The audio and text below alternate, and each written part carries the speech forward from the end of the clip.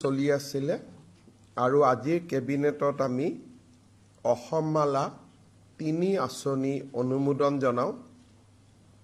এই আঁচনিৰ জৰিয়তে অসমত ৮৮৩ কিলোমিটাৰ পথ আমি ডাবল লেনিঙৰ পৰা আৰম্ভ কৰি এটা ইকনমিক কৰিডৰ হিচাপে বনাম বা নিৰ্মাণ কৰিম আৰু ইয়াত কেইবাটাও গুৰুত্বপূৰ্ণ পথ সন্নিৱিষ্ট কৰা হৈছে আৰু এই আঁচনিখন ৰূপায়ণ কৰিবলৈ কেবিনেটে আজি ৩,২১৭ কোটি টকা অনুমোদন কৰে। আপোনালোকৰ মনত আছে যে গুৱাহাটী ভ্ৰমণৰ সময়ত প্ৰধানমন্ত্ৰী নৰেন্দ্ৰ মোদী ডাঙৰীয়াই গুৱাহাটী নেহেৰু ষ্টেডিয়ামক ফিফা অলিম্পিক লেভেলৰ এখন ফুটবল ষ্টেডিয়ামলৈ ৰূপান্তৰ কৰাৰ এখন আঁচনিত আধাৰশিলা স্থাপন কৰিছিলে। কেবিনেটে এই গোটেই ৰিডেভেলপমেণ্ট প্ৰজেক্টটো য'ত নেকি বৰ্তমানৰ নেহেৰু ষ্টেডিয়ামটো ভাঙি পেলোৱা হ'ব, তাত নতুনকৈ এখন ফুটবল ফিল্ড বনোৱা হ'ব, এখন ট্ৰায়েল মেটছৰ ফুটবল ফিল্ড বনোৱা হ'ব, ইনডোৰ ষ্টেডিয়াম থাকিব, ছুইমিং পুল থাকিব। এই গোটেই প্ৰকল্পটোৰ কাৰণে নিবিদা আহ্বান কৰিছিল। লাৰ্ছন এণ্ড টাৰ্বো কোম্পানীয়ে এই নিবিদা লাভ কৰিবলৈ সক্ষম হৈছিলে। আজি কেবিনেটে সেই প্ৰকল্পটোত অনুমোদন জনাই ৭৬৫ কোটি টকা ইয়াত ব্যয় হ'ব। আমাৰ লিডু নামদাঙত এখন নতুন ৯.৪ হেক্টৰৰ ৰিজাৰ্ভ ফৰেষ্ট নিৰ্মাণ কৰিবলৈ কেবিনেটে আজি অনুমোদন দিয়ে। আজি আমাৰ কেবিনেটত এটা জলসম্পদ বিভাগৰ ফালৰ পৰা এটা পলিচি আহিছিল। সাধাৰণতে আমি যেতিয়া মথাউৰিবোৰ বনাওঁ, মানুহৰ আমন্ত্ৰণত বনাওঁ বা মানুহে দাবী কৰাৰ ফলত আমি মথাউৰি বনাওঁ। কিন্তু যেতিয়া মানুহৰ মাটিক ৰক্ষা কৰিবৰ কাৰণে আমি মথাউৰি বনাওঁ, পৰৱৰ্তী সময়ত সেই উপকৃত পৰিয়ালবিলাকে লেণ্ড একুইজিশ্যনৰ টকা চৰকাৰৰ পৰা দাবী কৰে। প্ৰথম অৱস্থাত কয় মথাউৰি বনাব লাগে, আমি মথাউৰি বনাই দিওঁ, তেওঁলোক উপকৃত হয়। তাৰ পিছত ডিপাৰ্টমেণ্টক ৪-৫ বছৰ পিছত কোৰ্টত লৈ যায় যে আমাক লেণ্ড একুইজিশ্যনৰ খৰচ দিয়া নাই। কেবিনেটে সেইকাৰণে এটা পলিচি কৰিছে যে আমি প্ৰথমতেই যাৰ অঞ্চলত আমি এনেকৈ মথাউৰি বনাম, প্ৰথমতে তেওঁলোকক আমি লেণ্ডটোৰ যাতে ভৱিষ্যতে লেণ্ড একুইজিশ্যনৰ টকা দাবী নকৰে, তাৰ ওপৰত আজি আমি এখন পলিচি বনাইছোঁ যাতে অনাগত দিনত ডিপাৰ্টমেণ্টটোৱে কোৰ্ট কেছৰ পৰা ৰক্ষা পৰিব পাৰে। ২০২৬ চনৰ হলিডে লিষ্ট আজি কেবিনেটে অনুমোদন জনায়। ২০২৬ চনত গেজেটেড হলিডে ৩৫টা থাকিব, ৰেষ্ট্ৰিক্টেড হলিডে ৩৯টা দিন থাকিব, হাফ হলিডে এদিন থাকিব আৰু holidays under NI Act 19 days থাকিব। আপোনালোকে জানে যে NI Actত নটিফাই নকৰিলে বেংক বন্ধ হৈ নাযায়। সেইকাৰণে আমাৰ গোটেইখিনিক আমি এটা সজাই দিছোঁ যে গেজেটেড হলিডে ৩৫ দিন থাকিব, ৰেষ্ট্ৰিক্টেড হলিডে ৩৯ দিন থাকিব, হাফ হলিডে এদিন থাকিব আৰু এই গোটেইকেইটা হলিডেৰ ভিতৰত 19টা দিন NI Actৰ অধীনত হলিডে হ'ব। তাৰ উপৰি ছেকেণ্ড এণ্ড ফ'ৰ্থ ছেটাৰডে এইকেইটা হলিডে থাকিব আৰু আমাৰ কেবিনেটে হলিডে লিষ্টখনত অনুমোদন জনাইছে। আপোনালোকে নিশ্চয় সেই লিষ্টখন পাই যাব, আপোনালোকে বহল প্ৰচাৰ কৰিব পাৰিব। প্ৰতি বছৰে আমি মাতৃ পিতৃ বন্দনাৰ 3 দিন ছুটি সময়ত ঘোষণা কৰোঁ।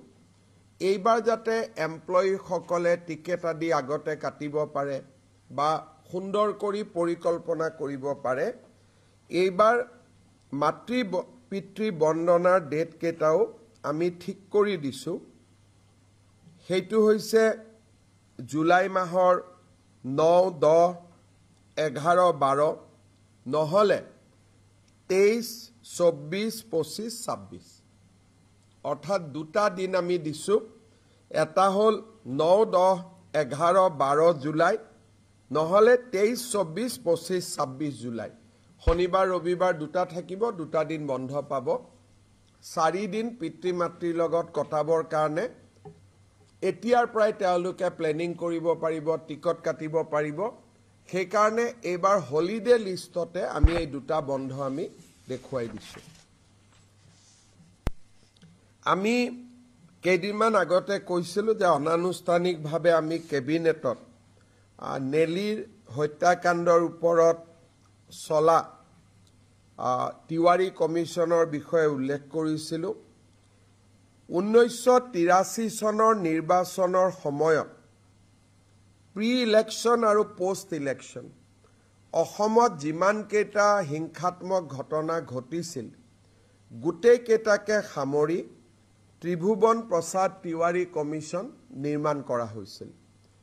ত্ৰিভুৱন প্ৰসাদ তিৱাৰী কমিশ্যন মুখ্যমন্ত্ৰী প্ৰফুল্ল কুমাৰ মহন্তই 1987 চনত বিধানসভাত দাখিল কৰিছিল।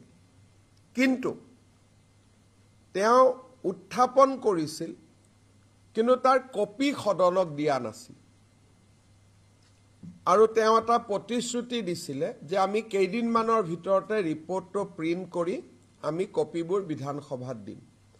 কিন্তু সেই প্ৰতিশ্ৰুতি পূৰা নহ'ল, আৰু সেইকাৰণে তিৱাৰী কমিশ্যনৰ ৰিপৰ্ট এছেম্বলি বা বিধায়ক কাৰো হাততে নাই।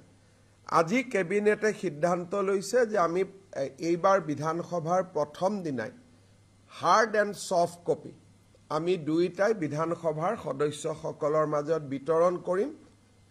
মুখ্যমন্ত্ৰী প্ৰফুল্ল মহন্তই দি যোৱা প্ৰতিশ্ৰুতি এটা, যি কমিটমেণ্ট অফ দ্য হাউচ, সেইটো পূৰণ কৰিব পৰা যাব। আজি কেবিনেটত আমি অনানুষ্ঠানিকভাৱে আৰু এটা বিষয় আলোচনা কৰিছিলোঁ। আপোনালোকে জানে যে ৰাজ্যিক বিজেপিৰ সভাপতি দিলীপ শইকীয়া ডাঙৰীয়াই 18 নৱেম্বৰৰ দিনটোত জুবিন গাৰ্গৰ উপজা দিনত ৰাজ্যজুৰি বিজেপিৰ সদস্যসকলক আৰু AGP, BPF, UPPL সকলোকে ব্যাপক ৰক্তদানত জড়িত কৰিবলৈ আহ্বান জনাইছে, যাতে আমি সকলোৱে ব্লাড ডনেট কৰিব পাৰোঁ। আজি আমি কেবিনেটত সিদ্ধান্ত লৈছোঁ যে চৰকাৰে টেকনিকেল ছাপোৰ্ট দিয়েই, তাৰ উপৰিও মন্ত্ৰীসকলে নিজৰ নিজৰ জিলাত তেওঁলোক থাকিব আৰু এই ব্লাড ডনেশ্যন কেম্পটো সফল কৰাত সহযোগিতা কৰিব। আৰু মই যদিও 18 তাৰিখে ৰাতিপুৱা আহি পাম লণ্ডনৰ পৰা, কিন্তু ময়ো ব্লাড ডনেশ্যন কেম্পত সহযোগিতা কৰিম। আৰু স্বাস্থ্য বিভাগে বাকী সহায় কৰিব। 53টা স্থানত, তেওঁৰ 53 বৰ্ষ উপলক্ষে 53টা স্থানত আমি ব্লাড ডনেশ্যন কেম্প কৰিম। স্বাস্থ্য বিভাগে তাত সম্পূৰ্ণৰূপে সহযোগিতা কৰিব। আজি আমি কেবিনেটত স্বাস্থ্য বিভাগক সহযোগিতা কৰিবলৈ অনুৰোধ কৰিছোঁ। টেকনিকেল পাৰ্টটো, ডক্টৰ দিয়া, নাৰ্ছ দিয়া, ব্লাড লোৱা, বাকী মবিলাইজেশ্যন আন দায়িত্ব পলিটিকেল পাৰ্টিৰ থাকিব, কিন্তু mobilisation of doctors and nurse সেইখিনি আজি আমি স্বাস্থ্য বিভাগক দায়িত্ব দিছোঁ। আপোনালোকৰ যদি কিবা সুধিব বিচাৰে সুধিব পাৰে।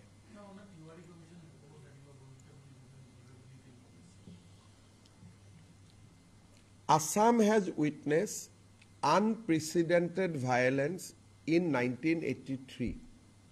Over 2,000 people were killed at that point of time, and almost 3 lakhs people live in relief camp for months. The then government has constituted a commission under the chairmanship of Tribhuvan Prasad Tiwari. However, that report was not available in the public domain. When we inquired, we found that in 1987, the then Chief Minister Prafulla Mahanta placed the report in house, but he promised that I am going to supply printed copy in the days to come. However, printed copy were never provided with the MP MLA. Even our assembly library doesn't have a copy. State Cabinet has decided that in the coming assembly, we will circulate the report among the members of the Legislative Assembly, and we will also place copies of that report in the library of Assam Legislative Assembly. On the first day of the assembly? On 25th November, we are going to circulate that report. There are many conspiracy theories evolving around the Nelly massacre.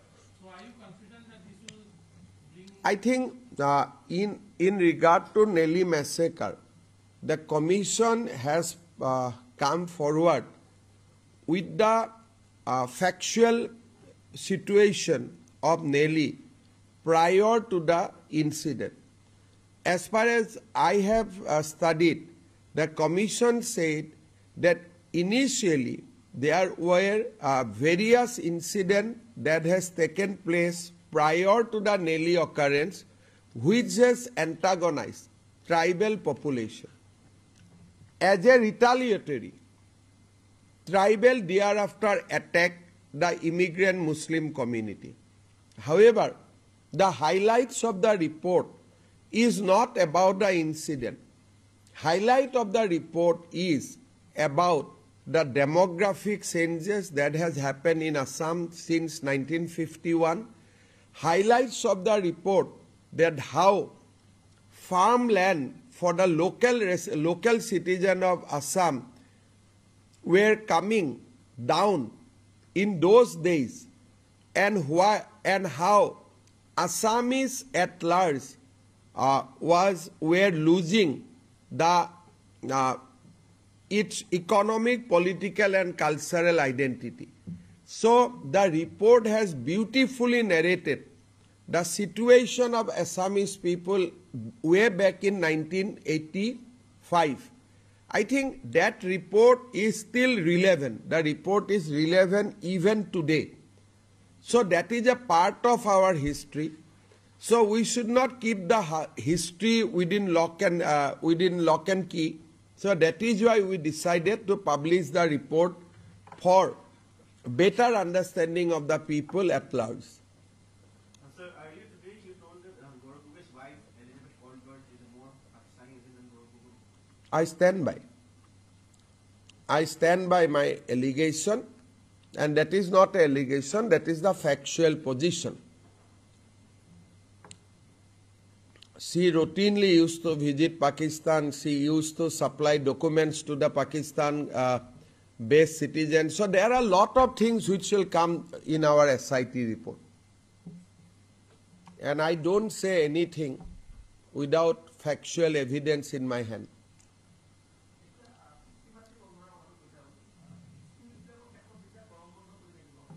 শিক্ষকসকলে পিছত ল'ব পাৰিব।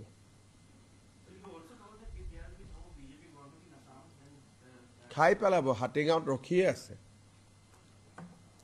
অসমত যদি BJP চৰকাৰ নাহে, একেবাৰে ধুহি খহি লৈ যাব, ৰখি আছে।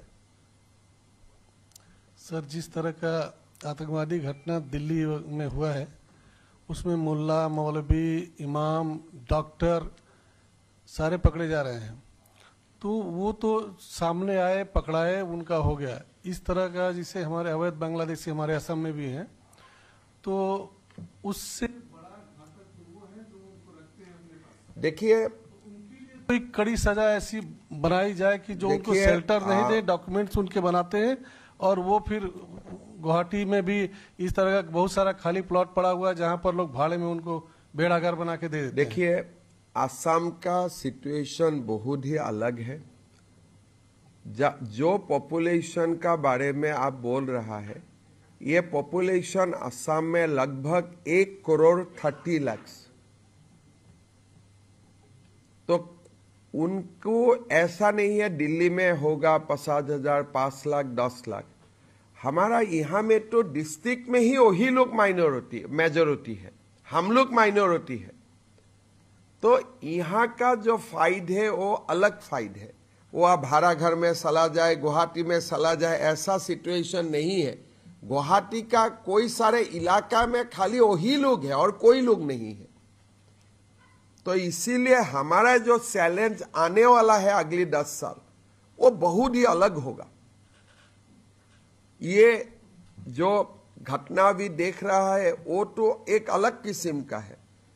असम में तो वो लोग ड्राइविंग सीट में है, हजारों डॉक्टर्स है, हजारों इंजीनियर्स है, हजारों कॉन्ट्रैक्टर्स है, हजारों जर्नलिस्ट है। तो ये सिचुएशन असम के लिए पूरी अलग है, आप इसका कोई कंपैरिजन नहीं हो सकता है। तो असम के लिए सोचना भी अलग ढंग से पड़ेगा, और हम लोग सोच भी रहा हूं, लेकिन ये फाइट बहुत लंबा फाइट है। वो शेल्टर देते हैं उनको, शेल्टर का मालिक ही वो लोग है असम में। हम उनसे